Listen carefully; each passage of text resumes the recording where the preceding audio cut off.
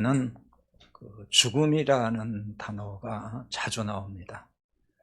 우리는 보통 이제 죽는 얘기하는 것을 조금은 좀 이렇게 금기시한다 할까요? 그렇게 썩 좋아하지 않죠. 근데 성경은 죽는 얘기를 참 많이 하고 있습니다. 이 죽음이라는 단어가 처음 등장하는 것은 창세기 2장 17절에 있습니다. 여러분이 잘 아는 말씀일 텐데요. 거기에 이런 말씀이 있죠. 하나님께서 이제 아담에게 하신 말씀인데, 선악을 알게 하는 나무의 열매는 먹지 말라. 네가 먹는 날에는 반드시 죽으리라 하는 말씀입니다. 반드시 죽으리라. 전에 그 개역성경은 이제 정령 죽으리라 그랬죠. 근데 이제 개역성경이 나오면서 반드시 죽으리라 그랬어요. 근데 그 원문 성경을 보면은 이 반드시라는 말과 그 다음에 나오는 죽으리라는 이 단어가 같은 단어예요. 그러니까 직역을 하면은 죽고 죽는다 그 얘기입니다. 그러니까 죽고 죽는다 그러니까 반드시 죽는다 그 얘기죠. 그래서 의역을 했다고 볼 수 있어요. 그런데 자, 아담과 하와가 이 선악과를 따먹고 바로 죽었을까요? 죽지 않았습니다. 그렇다면 이 죽음의 의미는 무엇일까 하는 것인데요. 이것은 하나님과의 분리를 의미합니다. 그래서 에덴에서 또 쫓겨나잖아요. 하나님과 분리된 것을 보여주는 것입니다. 이것을 신학적으로는 영적 죽음이다 이렇게 말을 합니다. 아담 이후로 하나님을 떠난 인간은 이렇게 영적 죽음의 상태에 놓여 있습니다. 좀 더 쉽게 말하면 아직 구원받지 못한 사람은 모두 다 이 상태에 놓여 있다 이렇게 보면 됩니다. 이것을 이제 오늘 본문의 1절에서는 허물과 죄로 죽은 자라고 한 것이에요. 오늘 1절에 그렇게 나왔죠. 그는 허물과 죄로 죽었던 너희를 살리셨도다. 세번역에 보면은 여러분도 전에는 허물과 죄로 죽었던 사람들입니다 이렇게 나와 있습니다. 그러니까 살리셨다는 말은 사실 그 뒤에 나온 건데 그냥 앞에다가 살리셨도다는 말을 또 이렇게 첨가했어요. 원문에는 이 단어가 없어요. 그냥 허물과 죄로 죽은 사람들이었다 이렇게 되어 있습니다. 에베소 교회 성도들은 그러니까 구원받기 전에는 허물과 죄로 죽었던 존재였다 하는 얘기를 지금 하는 거예요. 이것은 우리들도 다 마찬가지라는 것입니다. 여기 이제 허물이라는 말은 우리말로는 그냥 실수라는 말로 많이 쓰는데요. 이거는 원래 그 원문에서는 이게 미끄러져 떨어졌다는 거예요. 혹은 정도에서 벗어났다는 뜻으로 쓰는 말입니다. 그래서 이게 이제 그 죄라는 것과 동의 개념으로 지금 여기서는 사용하고 있어요. 이렇게 죄로 인해서 죽었지만 지금은 살았다. 그런 얘기입니다. 그러니까 영이 살아났다는 얘기가 됩니다. 자, 먼저 이렇게 이제 영이 죽은 자였을 때는 어떤 삶을 살았다고 지금 말씀을 할까요? 오늘 2절에서 이제 말씀하는데요. 거기에 보면은 그때 너희는 그 가운데서 행하여 세상 풍조를 따르고 공중의 권세 잡은 자를 따랐으니 곧 지금의 불순종의 아들들 가운데서 역사하는 영이라 이렇게 나와 있습니다. 세상 풍조를 따르고 공중의 권세 잡은 자를 따라서 살았다는 얘기예요. 이제 그 공중의 권세를 잡았다. 이 공중은 세상이라고 이해를 하셔도 돼요. 이 세상 권세를 잡았다. 그럼 세상 권세를 잡은 자가 지금 누구라는 거죠? 이 사탄을 말하는 거예요. 마귀, 사탄 같은 얘기입니다. 공중 권세를 잡았다 이렇게 말했어요. 그런데 이 사탄을 불순종의 아들들 가운데 역사하는 영이라고도 했어요. 그러니까 세상 풍조를 따랐다는 말이나 그 다음에 공중 권세 잡은 자를 따랐다는 말은 사실상 같은 뜻이에요. 그러니까 사탄을 따라서 살았다는 얘기가 됩니다. 다른 말로 하면은 사탄의 지배를 받고 그 통치 아래에서 살았던 존재였다. 이렇게도 볼 수 있습니다. 이게 영이 죽은 자의 삶이고 상태라는 것입니다. 자, 쉽게 말하면 영이 죽었다는 얘기는 구원받지 못한 사람을 말하는 거예요. 그러니까 구원받았다는 얘기는 죽은 영이 이제 살아났다는 얘기예요. 같은 얘기가 됩니다. 그러니까 구원받지 못한 사람은 모두 다 이 상태에 있다는 얘기입니다. 잘 이해가 안 되는 사람들은 무슨 소리냐, 예수를 믿든지 안 믿든지 어떻게 영이 죽었느냐 이렇게 할지 모르지만은, 자, 오늘 말씀이 분명히 그렇게 가르치고 있어요. 사탄을 따라 사는 자는 그 삶의 특징이 있습니다. 그 특징이 뭘까요? 하나님께 불순종한다는 거예요. 그래서 오늘 2절 하반절에 지금 불순종의 아들들 가운데 역사하는 영이라고 했죠. 불순종의 아들들이라는 것은 역시 영이 죽은 자들입니다. 영이 죽은 자들은 불순종의 아들들이에요. 즉 사탄의 아들이라는 말과 똑같은 겁니다. 이들 가운데 사탄이 역사한다는 말이에요. 여기 역사한다는 말은 일한다는 겁니다. 이들 가운데서 사탄이 일을 하고 있다는 거예요. 그럼 사탄이 어떤 일을 할까요? 사탄이 하는 가장 큰 일, 그러니까 항상 본질에 사는 일이 뭐냐면은 복음을 믿지 못하게 하는 겁니다. 받아들이지 못하게. 좀 더 쉽게 말하면 예수를 구원의 주님으로 믿지 못하게 하는 일을 사탄이 하는 거예요. 사탄은 그 일을 하는 겁니다. 계속해서. 그래서 복음을 전해도 복음을 거부하게 만들어요. 못 받아들이게 만들고, 결국 이게 불순종인 거죠. 복음에 불순종하는 것입니다. 그러니까 복음을 거부하는 사람이 곧 불순종의 아들들인 거예요. 사탄이 가장 싫어하는 게 뭘까요? 사탄이 가장 싫어하는 것은 하나님을 떠나서 사탄의 수중에 있잖아요. 이런 사람들이 이제는 거기서 벗어나서 하나님께로 돌아가는 거예요. 즉 구원받아서 하나님께로 가는 것을 사탄은 가장 싫어하는 겁니다. 그래서 이걸 늘 방해하는 거예요. 해방 놓고 복음을 전하지 못하게 하는 것입니다. 결국 자기 사람, 사탄의 사람을 뺏기는 거잖아요. 잃어버리잖아요. 자기 자식 뺏기는 거 똑같은 거예요. 그러니까 어떻게 하든지 막아서고 못하게 하고 이렇게 하는 것입니다. 이 때문에 사탄은 교묘하게, 아주 교묘하게 그 시대에 따라서 여러 가지 방향, 다양한 방법으로 해방 놓고 방해하고 이런다는 걸 아셔야 됩니다. 어떤 때는 그 아주 똑똑한 박해를 통해서, 또 어떤 때는 수많은 시험과 또 달콤한 유혹을 통해서, 또 어떤 때는 가짜를 가지고 진짜같이 보이게 해서 많은 사람들의 영을 미혹해서 믿지 못하게 하는 거예요. 그래서 결국은 복음을 방해하고 구원받지 못하도록 만든다 하는 것입니다. 이게 사탄이 하는 일이에요. 그럼 자, 사탄이 어떤 식으로 방해를 할까요? 여러 방법이 있다고 그랬죠. 여러 가지 그 방안들이 있는데, 고린도후서 11장 13절에서 15절에 보면은 또 잘 볼 수 있는 내용이 있습니다. 거기 이런 말씀이 있어요. 그런 사람들은 거짓 사도요, 속이는 일꾼이니 자기를 그리스도의 사도로 가장하는 자들이니라. 이것은 이상한 일이 아니니라. 사탄도 자기를 광명의 천사로 가장하느니, 그러므로 사탄의 일꾼들도 자기를 의의 일꾼으로 가장하는 것이 또한 대단한 일이 아니니라. 이런 말씀이 있습니다. 여기 보면은 거짓 사도, 속이는 일꾼 이렇게 나오는데, 이게 다 누구냐면 사탄의 일꾼이라고 그랬어요. 사탄의 일꾼들이 있습니다. 그러니까 사탄이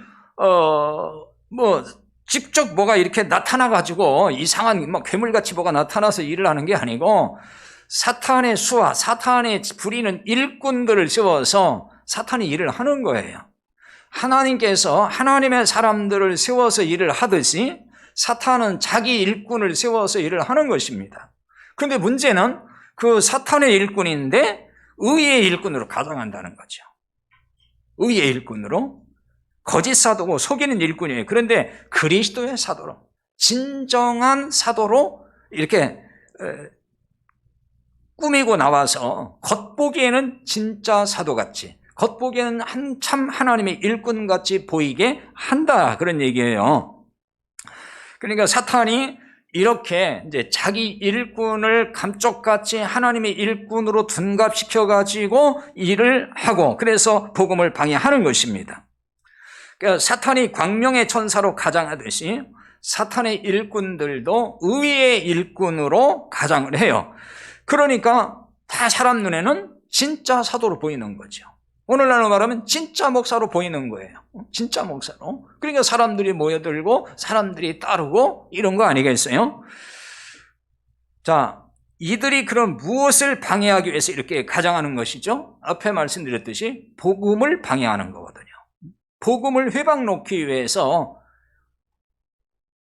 가짜인데 진짜로 둔갑해서 나온다, 그 말입니다. 그러니까 사람들이 속는 거예요. 왜? 겉보기는 진짜니까. 그래서 고린도후서 11장 4절에 이런 말씀이 있어요. 누가 가서 우리가 전파하지 아니한 다른 예수를 전파하거나 혹은 너희가 받지 아니한 다른 복음을 받게 할 때에는 너희가 잘 용납하는구나.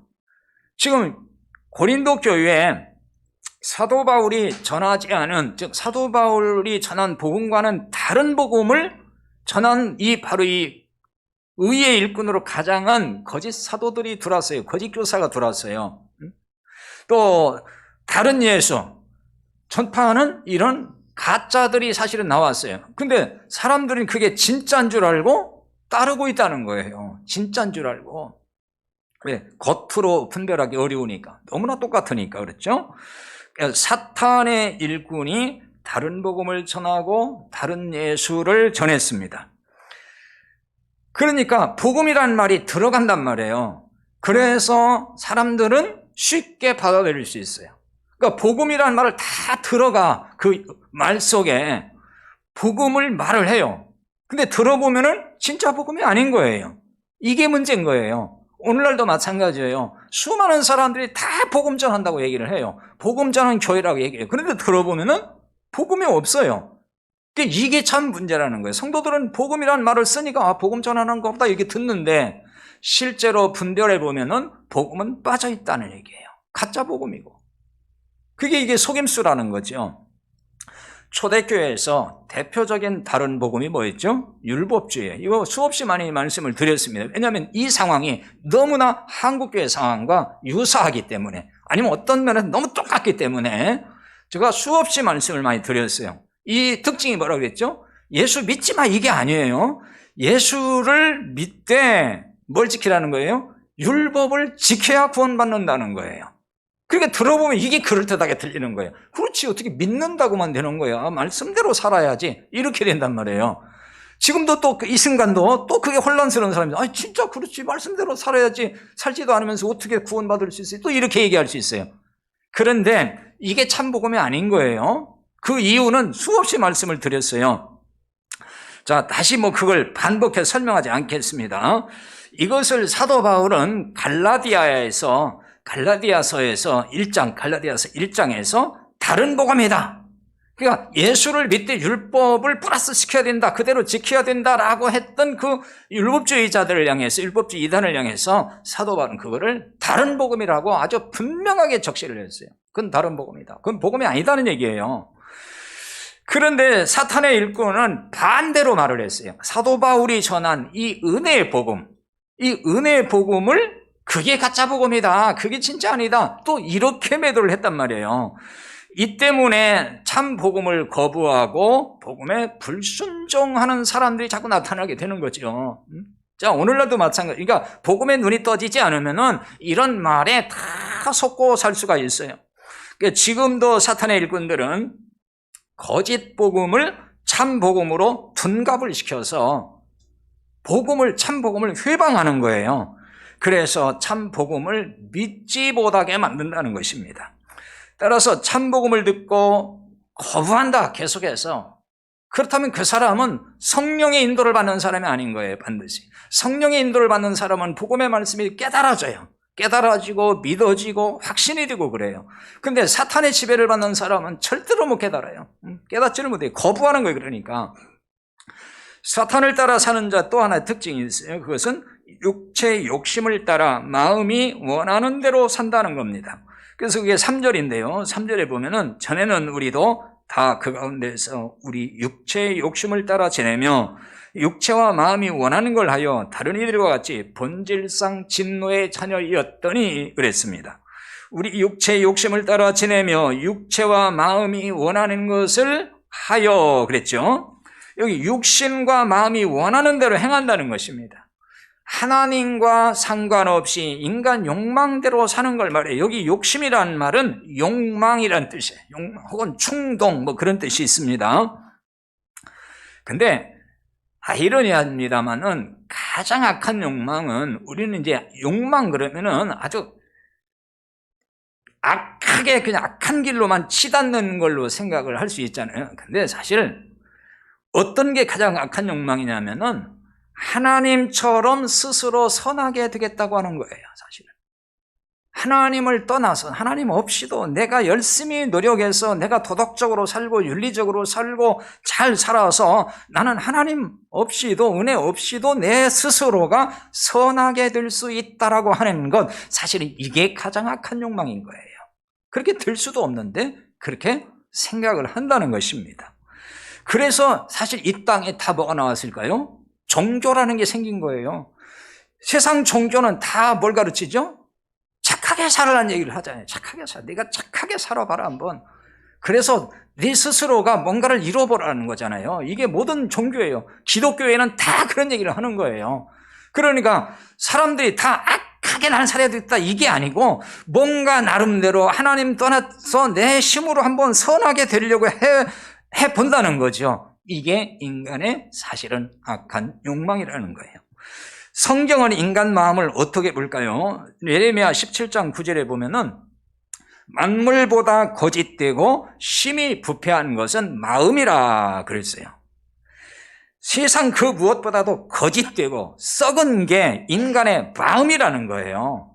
그러니 인간의 이 욕망이 선할 수가 없는 거예요. 아무리 선해지려고 하고 선해지려고 노력을 하고 종교적 수양을 하고 별별 노력을 다 한다 할지라도 절대 선하게 될 수 없다는 거예요. 하나님 앞에서 하나님의 은혜 없이 선하게 될 수 있는 인간은 아무도 없는 것입니다.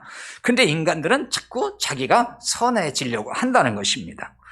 왜 세상에서 끊임없이 악하고 끔찍한 일이 벌어지는 걸까요? 선의 기준이 다 자기에게 있어서 그러는 거예요. 다 자기가 어떤 걸 결정할 때 자기는 선한 일을 하기 위해서라고 얘기를 합니다. 전쟁을 일으키는 사람도 마찬가지예요. 러시아 푸틴도 마찬가지예요. 다 그런 걸 명분을 내세워요. 사탄이 통치하고 역사하는 세상이기 때문에 사람들은 그 통치하에서 똑같이 가는 거예요. 이 통치에 따라서 부패한 마음을 가진 인간이 사는 세상이고, 그러다 보니까 이 세상은 결코 선해질 수도 없고 점점점 세상은 악하게 됩니다. 폭력적이 되고 불의가 판을 치고 온갖 죄가 넘치는 거예요. 결코 이 세상은 선해질 수가 없어요. 선한 세상이 될 수가 없습니다. 주님이 오실 때까지 세상은 더 악해지면 악해지고 더 죄가 관영하면 관영하지 줄어들고 선해지고 좋은 세상 오지 않습니다.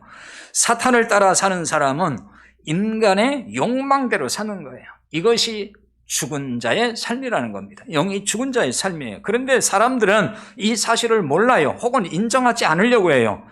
오히려 욕망과 욕심을 꿈과 비전으로 둔갑시켜서 합리화시키려고 할 때가 참 많습니다. 요한복음 8장 44절에 보면 이렇게 말씀합니다. 너희는 너희 아비 마귀에게서 났으니 너희 아비의 욕심대로 너희도 행하고자 하느니라. 그는 처음부터 살인한 자여 진리가 그 속에 없으므로 진리에 서지 못하고 거짓을 말할 때마다 제 것으로 말하나니 이는 그가 거짓말쟁이요 거짓의 아비가 되었음이라 그랬어요. 마귀에게서 났다 그랬어요. 너희는. 그러니까 마귀에게서 났다, 즉 사탄에게서 났다 하는 얘기인데 그게 누구예요? 하나님을 떠난 자는 다 그런 사람인 거예요.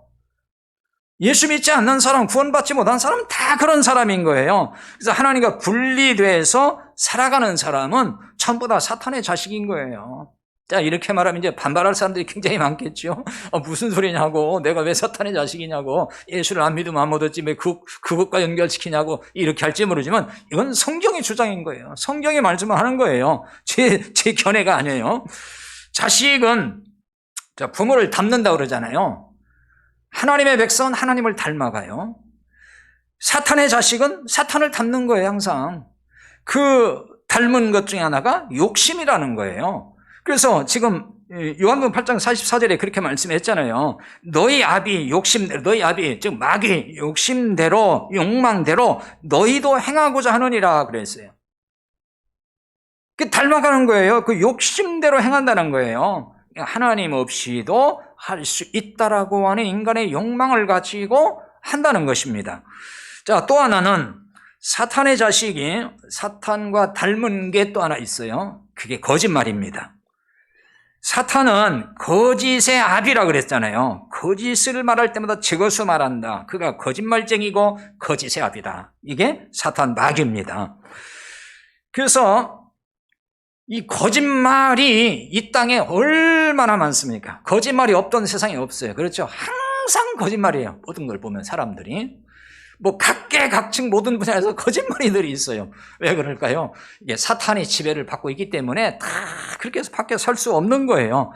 그래서 이 욕망과 속임수라는 것은 사실상 쌍둥이와 같아요. 그래서 이게 욕망을 이루기 위해서는 속임수는 필수라는 거죠. 항상 속여야 되는 거예요. 거짓말을 해야 되는 것입니다. 그러니까 사탄은 참 복음을 믿지 못하도록 가짜 복음을 진짜로 속이는 그 일을 수없이 하는 것입니다. 특별히 인간의 욕망을 부추겨서 그렇게 하는 것입니다. 왜냐하면 이 참 복음이라는 것은 인간의 욕망을 내려놓게 만드는 거예요. 그게 복음의 능력이에요. 그런데 가짜 복음은 다 들어보면 인간의 욕망을 부채질합니다. 부채질해요. 들어보면. 그래서 세상에서 무조건 잘 된다고 그러잖아요.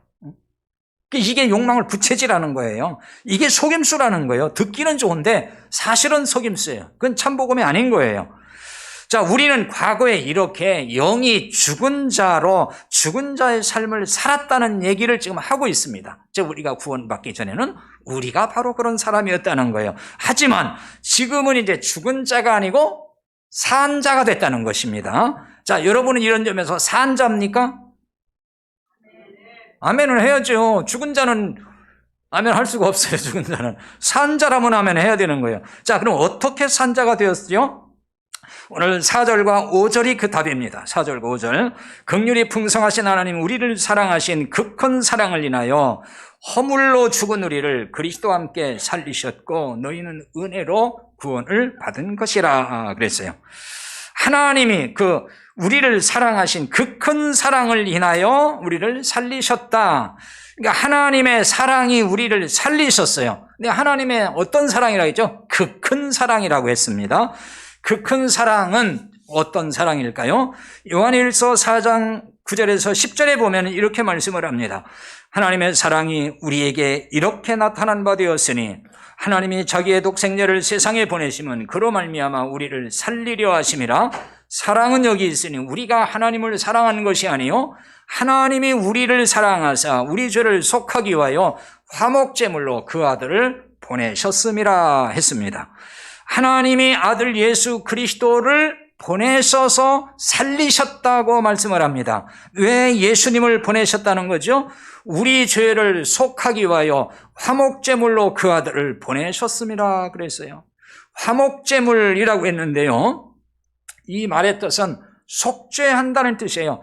화해시킨다는 말에서 왔습니다. 구약에서는 이 말을 죄값이란 단어로 씁니다. 죄값 혹은 보상의 의미로 쓰는 단어인데요, 따라서 여기 화목제물이라는 것은 죄값을 치르는 속죄의 제물을 뜻하는 것입니다. 그러니까 이것이 하나님의 큰 사랑이라는 말입니다.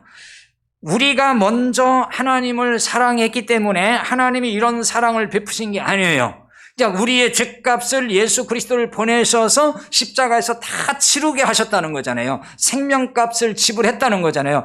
이 큰 사랑을 우리가 받았는데 우리가 하나님을 먼저 발견하고 사랑해서 하나님 제가 사랑합니다. 그러니 나 좀 사랑해 주세요. 나 건져 주세요. 구원해 주세요. 그래서 구원했다는 게 아니란 말이에요. 우리는 하나님 몰랐어요. 하나님을 사랑한 적도 없어요. 그런데 하나님이 우리 가운데 오셨다는 것입니다. 하나님이 우리 가운데 오셔서 우리를 먼저 사랑하셨다는 얘기예요. 그래서 로마서 5장 8절에 보면 우리가 아직 죄인되었을 때 그리스도께서 우리를 위하여 죽으심으로 하나님께서 우리에 대한 자기의 사랑을 확증하셨느니라 그랬어요. 우리가 죄인이었을 때에 그리스도께서 우리를 위해 죽으셨다 그랬습니다. 이것이 하나님이 먼저 사랑하신 증거라는 거예요. 그러니까 죄인이었을 때라는 말은 바꿔 말하면 이런 얘기인 거예요. 우리가 자격이 안 될 때 그 말입니다. 죄인이 어떻게 자격이 됩니까? 그렇죠? 죄인은 자격이 안 되잖아요. 자격이 안 될 때 우리를 위해서 십자가에서 죽으셨습니다. 이걸 다른 말로 은혜라고 하는 거예요. 자격이 안 되고 공로가 없는 우리를 위해서 대신 십자가에서 생명을 주신 그 사랑, 이게 은혜인 거예요. 그래서 거기 오늘 말씀해 보면은 가로하고 너희는 은혜로 구원을 받은 것이라 이렇게 나와 있죠. 이 가로한 것은 어떤 사본에는 있고 어떤 사본에는 없다는 얘기예요. 아무튼 너희는 은혜로 구원을 받은 것이라, 그건 이제 뒤에 8절에서 또 나옵니다. 그리스도의 죽으심으로 우리는 값없이 구원을 받았습니다. 자격이 안 됐지만은 구원을 받았습니다. 하나님은 왜 은혜로 값없이 구원하실 수밖에 없을까요? 오늘 4절에서 긍휼이 풍성하신 하나님이라 그랬죠. 긍휼이 풍성하다는 얘기는 긍휼이 부요하신, 긍휼의 부자이신 그런 말이에요. 그러니까 긍휼이라고 하는 것은 불쌍히 여긴다는 뜻인데요. 하나님이 우리를 불쌍히 여기셨다는 것입니다. 그러니까 내버려 두면은 인간은 스스로는 절대로 구원받을 수 없기 때문에 하나님이 불쌍히 여겼다는 거예요. 그냥 내버려두면 안 되겠구나.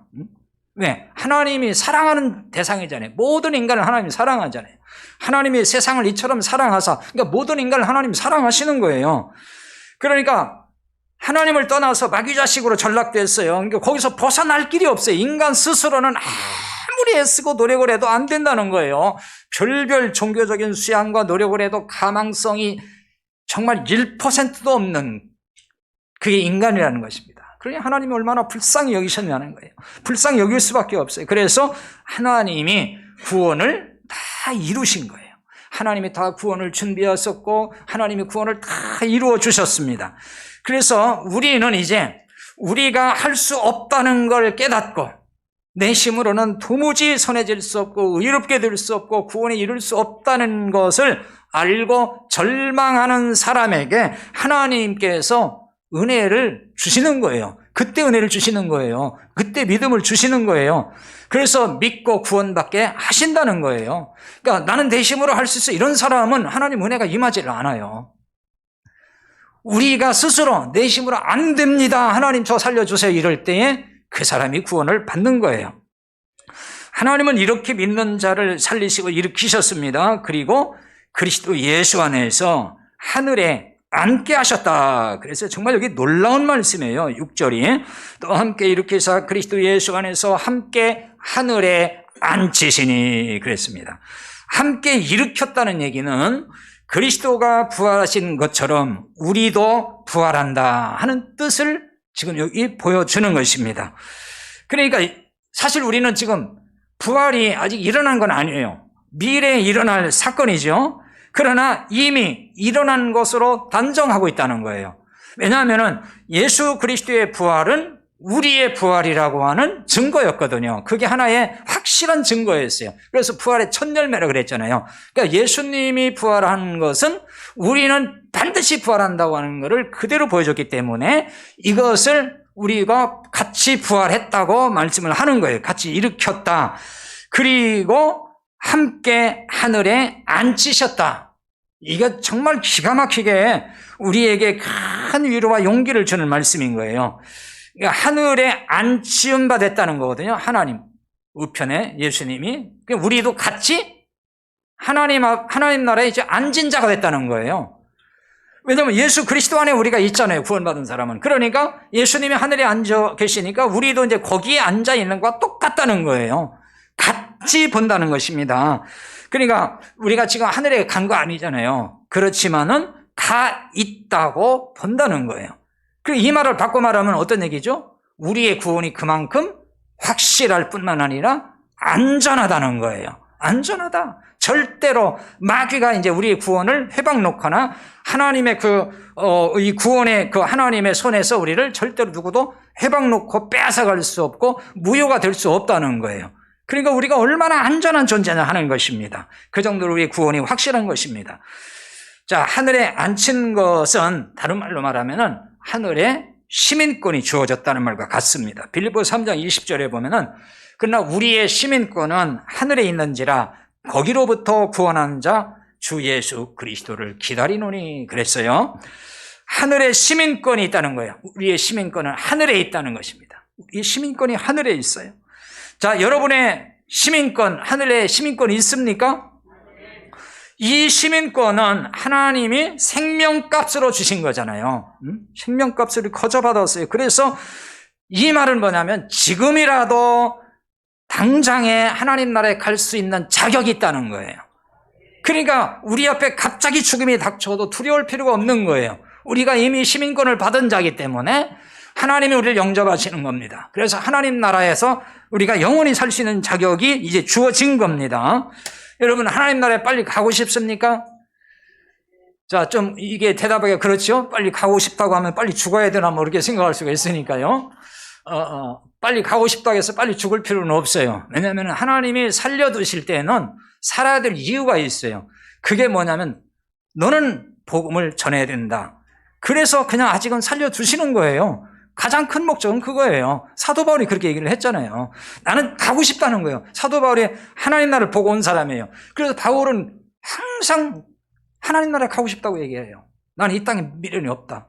그러나 내가 이 땅에 사는 것은 너희를 위해 유익하다. 즉 바울이 복음을 전하고 성도를 돌보니까 너희들은 유익하다. 그러니까 바울은 내가 사는 것은 결국은 살아있는 동안에 내가 알고 있는 이 복음을 전하라고 하나님이 그냥 살게 두시는구나 이렇게 깨닫고 그냥 남은 인생을 그렇게 산 거예요. 그러니까 우리가 사는 이유는 바로 그런 거예요. 그렇지 않으면은 사실은 그냥 하나님 앞에 가는 것이 훨씬 좋은 거죠. 그래 이제 가고 싶으면 우리는 다시 오실 예수 그리스도를 기다려야 됩니다. 예수님이 오실 때에 이 모든 것이 이제 해결되는 거예요. 그래서 우리가 빌립보 3장 아까 20절에서 거기로부터 구원한 자 주 예수 그리스도를 기다린다 그랬습니다. 거기로부터 하늘로부터 예수님이 다시 오시잖아요. 그것을 우리는 기다린다는 거예요. 이 기다린다는 말은 간절히 기다린다는 뜻이에요. 끈질기게 간절히 기다린다는 것입니다. 이 기다리는 마음이 우리에게 늘 있어야 됩니다. 이게 소망이잖아요. 그러니까 이 땅에는 소망이 이제 없어요. 그렇죠? 이 땅의 것들은 다 없어질 것들이에요. 어느 날 사라질 것들이에요. 그러니까 이 땅에 영원한 소망을 두는 것처럼 미련한 게 없어요. 그냥 이 땅은 거쳐서 가는 것뿐이고 우리는 이제 영원한 나라가 소망이고 그 나라를 바라보고 오늘 또 내일 또 살아가는 것입니다. 그래서 우리가 마지막 이제 폐회송에서 우리는 마라나타 그 찬양하잖아요. 마라나타 이게 무슨 얘기일까요? 마라나타가 아마 부르면서도 그게 무슨 말일까 궁금한 사람도 있을 테고 뭐 아는 분도 있을 텐데요. 이 말은 원래 이게 아람어에서 온 말이에요. 근데 이 말이 나오는 데가 고린도전서 16장 22절입니다. 거기 한번 나오는데 주께서 임하시느니라 하는 말이 나와요. 그게 마라나타입니다. 계시록 22장 20절에 주 예수 오시옵소서 했는데 그건 마라나타라는 말은 아니에요. 그 뜻은 있지만은 단어는 그게 아닙니다. 아무튼 초대교회 성도들은 환난과 핍박 속에서 마라나타 주님 빨리 임하시옵소서 빨리 오시옵소서 그렇게 소망하고 기다리고 세상에서 위로받고 살았던 것입니다. 주님 어서 오시옵소서 우리는 찬양만 할 게 아니라 진심으로 갈망해야 될 것입니다. 왜냐하면 우리는 살아있는 존재니까 영혼이 살아있는 사람이기 때문에 이 땅의 소망을 가진 자가 이제 아닌 것입니다. 이 땅의 걸 바라보고 사는 게 아니고 영원한 하나님의 나라를 바라보고 살기 때문에 마라나타 주님 어서 오시옵소서 이런 고백 속에서 날마다 살아갈 수 있기를 바랍니다. 다 같이 이제 기도하겠습니다.